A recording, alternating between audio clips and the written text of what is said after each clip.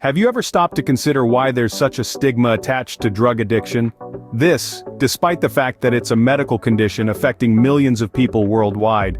There are countless stories of individuals who have not only successfully overcome addiction, but are now using their experiences to help others. Let's delve into a few of these stories. Consider the tale of a person who traveled to New York City to assist their father, an active crack cocaine user. This individual provided their father with tools to prevent a fatal overdose, and in doing so, transformed their relationship. Instead of conflict and judgment, they found open dialogue and support. This father now uses his experience to advocate for harm reduction and address the overdose crisis.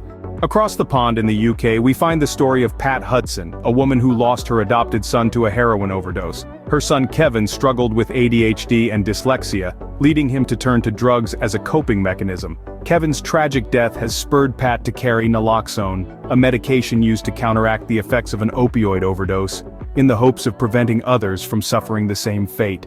Lastly, we have the story of Stevie, a young man who battled alcohol addiction. With the help of his family and a host of treatment options, Stevie has been sober for 7 years. Today, he uses his journey of recovery to guide others on their own paths to sobriety. The common thread in these stories is the transformation of personal struggle into a force for good. It's about shifting the narrative from judgment and punishment to understanding and support. Stigma often prevents people, especially our youth, from seeking help. By breaking down this stigma, we can empower individuals to seek assistance and potentially save lives. Drug addiction is a medical condition, not a moral failure. It's time we start treating it as such. So, let's remember the stories of the father, Pat Hudson and Stevie, and let their experiences serve as a beacon of hope for those currently struggling with addiction.